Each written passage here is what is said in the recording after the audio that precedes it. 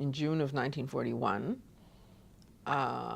They wrote their last exam on Saturday morning. Saturday morning, I want everyone to remember. They went to school and they wrote exams. And that was the last one. And then they were, as any finissant, you know, graduates about to be graduating high school, despite everything that was going on, they were very excited. They ran around, they got flowers, and they got ice cream, and they were a party. And the next day, on the Sunday evening, was supposed to be the graduation.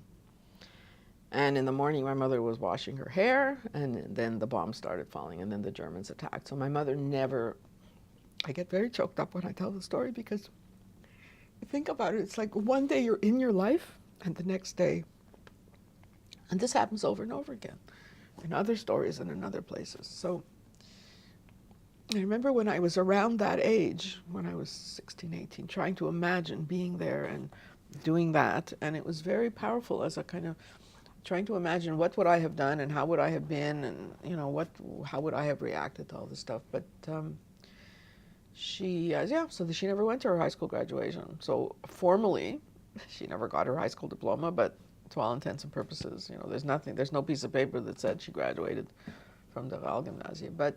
And then of course everything went downhill very, very quickly. They went into the ghetto. My mother, she worked, she got a job at the Kinderheim, at the orphanage, which was a very brutal place. She tells that story in a publication, and it was very complicated, you know, with getting the proper, you know, what were called the Scheinen. If you did have a permit, if you didn't have a permit, if you were considered work worthy or not. So her father had one. People got kind of attached to different families. That whole story, it's very complex.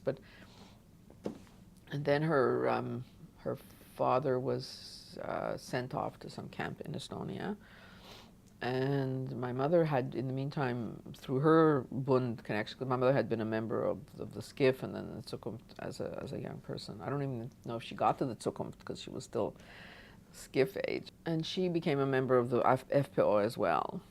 She always tells the story of how the person who kind of took her oath was crying, and because he said, look at these beautiful young women, and this is what we have to do now with them, is, you know, make them into fighters. So it was that kind of poignancy also, because all these people knew each other, and very few of them had any previous kind of fighting experience or military background. So